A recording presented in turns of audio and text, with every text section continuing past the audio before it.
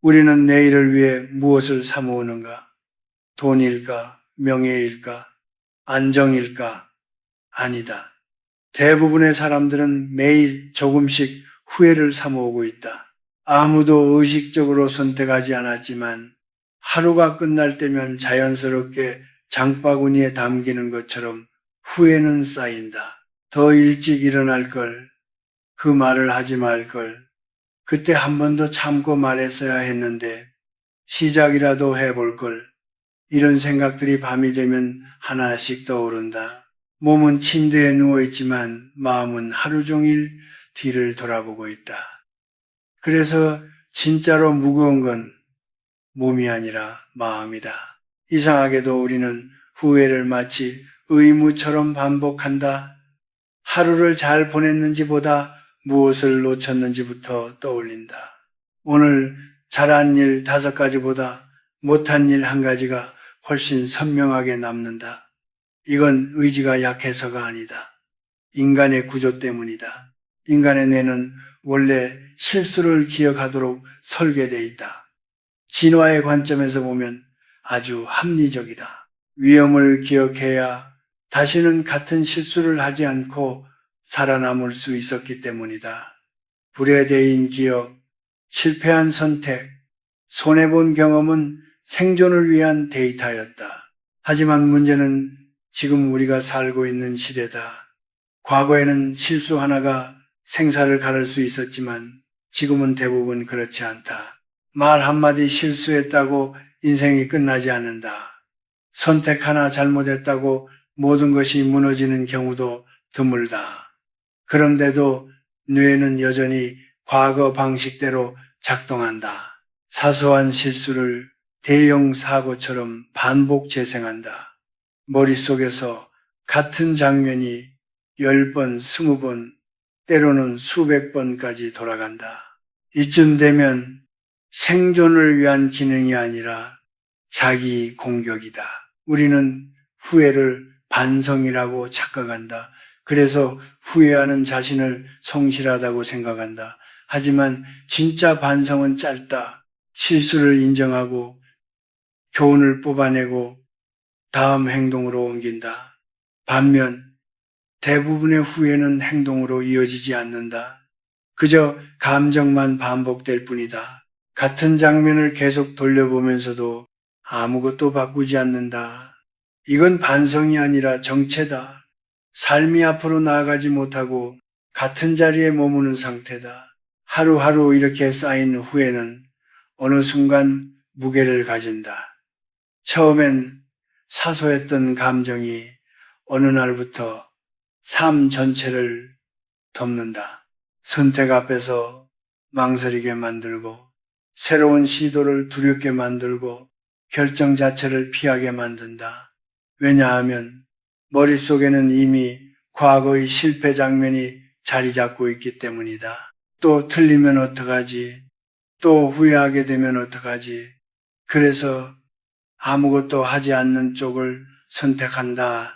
움직이지 않으면 실패도 없고 실패가 없으면 후회도 없을 거라 믿는다. 하지만 이 믿음은 착각이다. 아무것도 하지 않은 선택이야말로 가장 오래 남는 후회가 된다. 사람들은 흔히 묻는다. 그 후회가 내일을 바꾸는가? 아니면 그냥 짐만 늘리는가? 대부분의 경우 후회는 내일을 바꾸지 않는다. 단지 마음속 창고를 더 복잡하게 만들 뿐이다. 쓸모없는 상자들이 쌓여 통로를 막는다.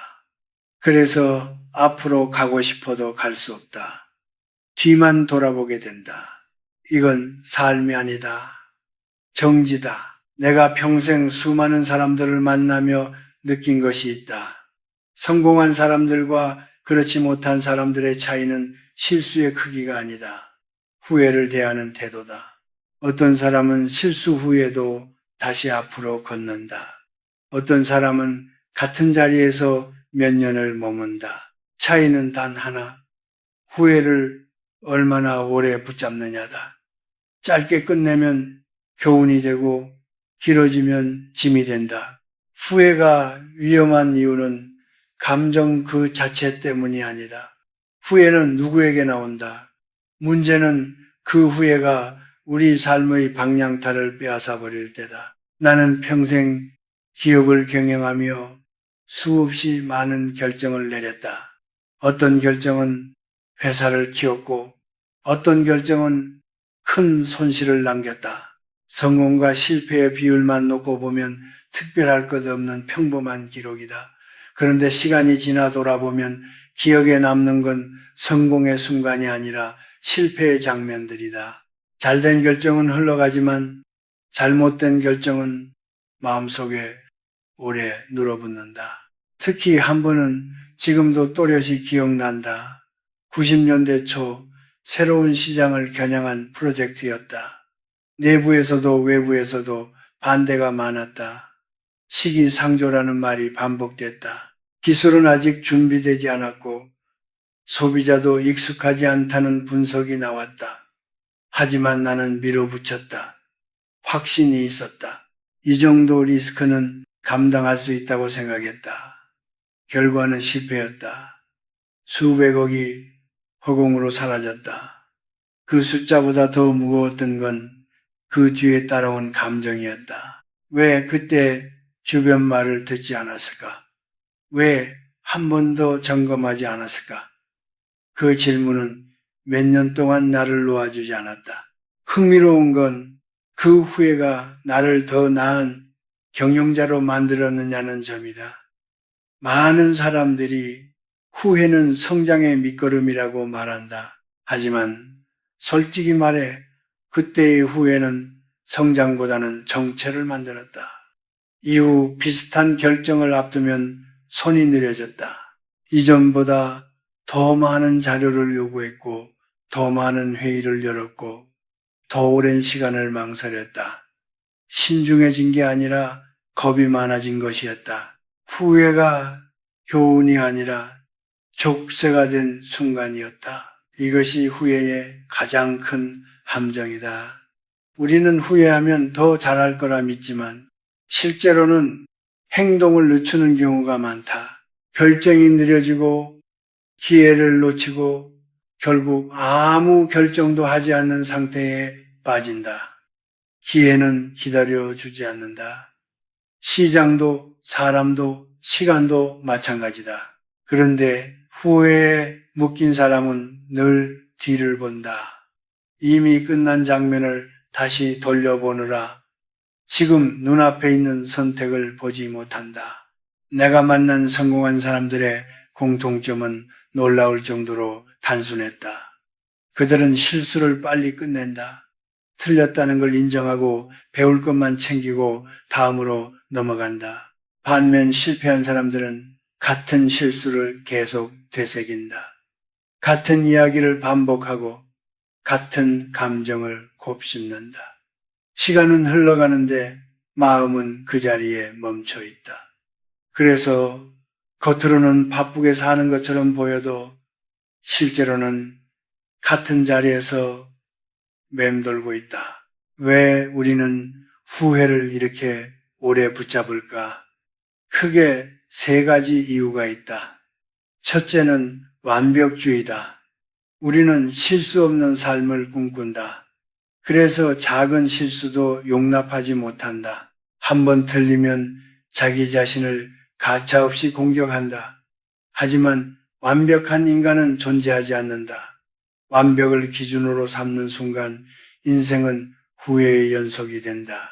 기준이 비현실적이기 때문이다. 둘째는 통제의 환상이다. 우리는 모든 결과가 내 선택의 결과라고 믿고 싶어 한다. 그래서 결과가 나쁘면 전부 내 탓이라고 결론 내린다. 내가 더 잘했어야 했어. 내가 더 노력했어야 했어.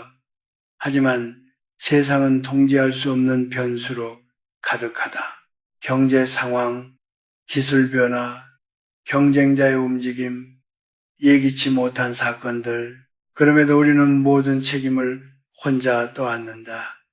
이것은 책임감이 아니라 자기 학대다. 셋째는 사회적 압력이다. 우리는 실수를 숨기도록 교육받아 왔다. 시험에서 틀리면 혼나고 실수하면 창피를 당한다.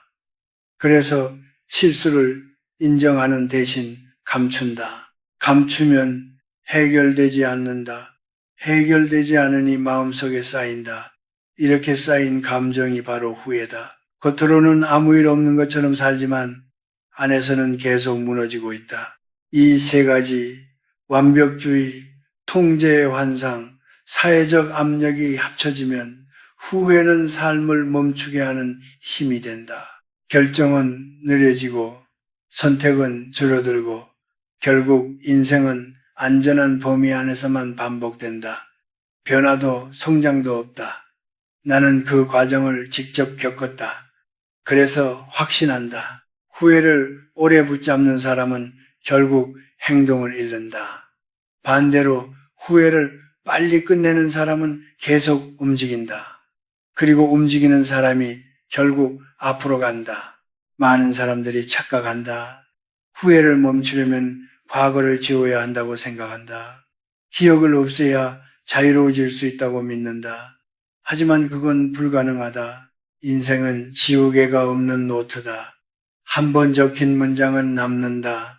문제는 그 문장이 아니라 그 문장을 바라보는 우리의 태도다. 후회를 멈춘다는 건 기억을 삭제하는 게 아니라 과거의 나와 맺은 관계를 바꾸는 일이다.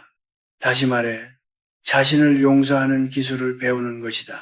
여기서 많은 사람들이 잘못된 방식으로 용서를 시도한다. 첫 번째는 책임 회피형 용서다. 그건 내 잘못이 아니었어. 환경이 나빴고 다른 사람들이 문제였어. 이렇게 말하면 마음은 잠시 편해질 수 있다. 하지만 이건 용서가 아니다. 변명이다. 책임을 인정하지 않으면 배움도 없다. 배움이 없으면 같은 실수를 반복한다. 그러면 후회는 더 커진다. 두 번째는 무감각형 용서다. 뭐 어때, 다 지난 일이잖아. 감정을 느끼지 않으려 애쓴다.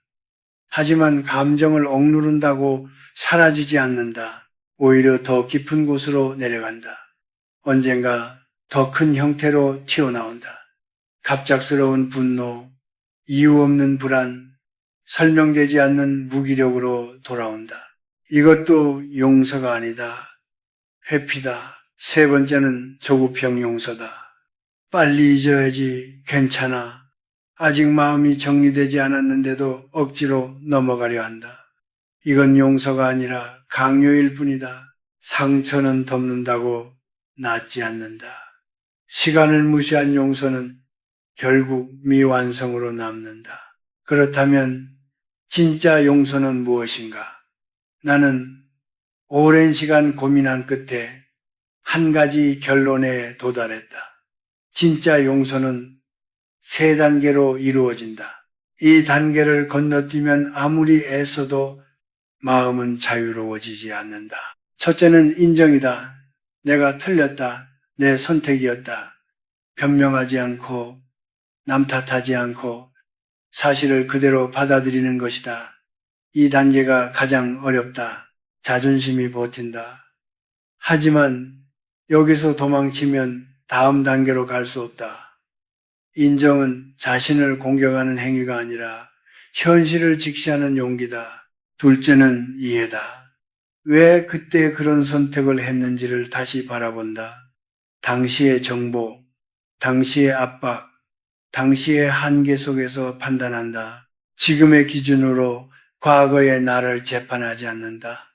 그때의 나는 그만큼밖에 몰랐고 그만큼의 조건 속에 있었다. 이것을 이해하는 순간 자기 혐오는 줄어든다. 셋째는 방면이다. 이제 놓아준다. 더 이상 그 선택으로 나를 벌주지 않겠다고 선언하는 것이다. 그만하자. 충분히 배웠다. 이 단계가 있어야 비로소 후회는 교훈으로 변한다. 방면 없는 용서는 끝나지 않는다. 나는 이 세 단계를 거치는데 실제로 몇 년이 걸렸다. 앞서 말한 그 프로젝트, 실패를 인정하는 데만 1년이 걸렸다. 내가 틀렸다는 사실을 받아들이는 게 그렇게 어려웠다. 이해하는데 또 1년이 걸렸다. 당시 상황을 차분히 되짚으며 왜 그 판단이 나에게는 합리적으로 보였는지 다시 살폈다. 그리고 방면하는데 또 1년이 걸렸다. 이제 그만 생각하자고, 더 이상 나를 괴롭히지 말자고 스스로에게 말하는 데까지 그만한 시간이 필요했다. 하지만 그 3년이 지나자 분명한 변화가 있었다. 같은 종류의 결정을 앞두고도 더 이상 과거가 발목을 잡지 않았다. 두려움은 있었지만 마비는 없었다. 후회는 족쇄가 아니라 참고서가 되었다. 여기서 중요한 깨달음이 하나 생겼다. 목표는 후회를 없애는 게 아니다. 후회에 머물지 않는 것이다. 후회는 자연스럽다. 문제는 그 감정에 얼마나 오래 머무느냐다. 하루면 충분한가? 아니면 몇 년이 필요한가? 그 차이가 인생의 무게를 결정한다. 사람들은 자신을 용서하면 나태해질 거라 걱정한다. 하지만 실제로는 반대다. 자신을 용서한 사람만이 다시 시도할 수 있다. 과거에 묶여있는 사람은 늘 두렵다. 또 틀리면 어떡하지? 또 후회하게 되면 어떡하지? 이런 두려움은 행동을 막는다. 반면 용서한 사람은 안다. 실패해도 다시 일어나면 된다는 걸 그래서 앞으로 나아갈 수 있다. 그래서 묻고 싶다. 당신은 과거의 자신과 아직도 싸우고 있는가? 아니면 화해했는가? 전쟁을 끝낼 때가 됐다. 과거의 나는 적이 아니다. 미숙했을 뿐이다. 지금의 나는 그때보다 조금 더 알고 있다. 그걸로 충분하다. 이것이 진짜 용서다. 그리고 이 용서가 있어야만 후회는 비로소 삶을 가볍게 만든다. 우리는 매일 선택한다. 오늘도 후회를 하나 더 살 것인지 아니면 여기서 멈출 것인지. 대부분은 아무 생각 없이 전자를 고른다. 습관이니까, 익숙하니까. 하지만 묻지 않으면 바뀌지 않는다. 나는 지금 무엇을 하고 있는가? 반성하고 있는가? 아니면 과거에 매달려 있는가? 이 질문을 던지는 순간부터 이야기는 달라지기 시작한다. 후회는 본능이지만 거기에 머무는 건 선택이다. 그리고 선택은 언제나 지금 이 순간에 있다. 후회를 줄이는 삶이 목표가 아니다. 후회에 머물지 않는 삶이 목표다. 실수하지 않는 인생은 없다. 문제는 실수 이후에 무엇을 하느냐다. 나는 오랜 시간 그 차이를 지켜봤다. 후회에 오래 머무는 사람은 점점 움직이지 않게 되고 후회를 빨리 정리하는 사람은 계속 앞으로 나아간다. 그래서 삶의 질은 실패의 개수가 아니라 회복의 속도로 결정된다. 후회를 멈추는 데 필요한 건 거창한 결심이 아니다. 아주 구체적인 습관 몇 가지면 충분하다. 첫째는 즉시 행동하기다. 우리가 가장 오래 후회하는 건 실패한 일이 아니라 하지 않은 일이다. 그때 시작해 볼 걸, 그때 한번 말해 볼 걸, 그때 도전해 볼 걸. 이런 후회는 답이 없다. 해보지 않았으니까 결과를 영원히 모른다. 그 모름이 평생 마음에 남는다. 반면 시도하고 실패한 일은 다르다. 결과를 알기에 끝낼 수 있다. 그래서 원칙은 단순하다. 생각이 들면 72시간 안에 첫 행동을 하라. 전화 한 통, 메일 한 줄, 메모 한 장이면 충분하다. 행동이 완벽할 필요는 없다. 시작이 중요하다. 나는 이 원칙을 평생 지켜왔다. 회의에서 좋은 아이디어가 나오면 그날 안에 작은 팀을 꾸렸다. 누군가에게 사과해야 한다는 생각이 들면 미루지 않고 바로 전화를 걸었다. 결정을 미루면 문제는 커지고 감정은 더 무거워진다는 걸 경험으로 알았기 때문이다. 즉시 행동하면 실수도 한다. 하지만 미루다가 놓친 기회보다 훨씬 낫다. 실수는 고칠 수 있지만 지나간 시간은 돌아오지 않는다. 둘째는 말을 남기지 않는 것이다. 우리는 말하지 못한 감정을 가장 오래 후회한다.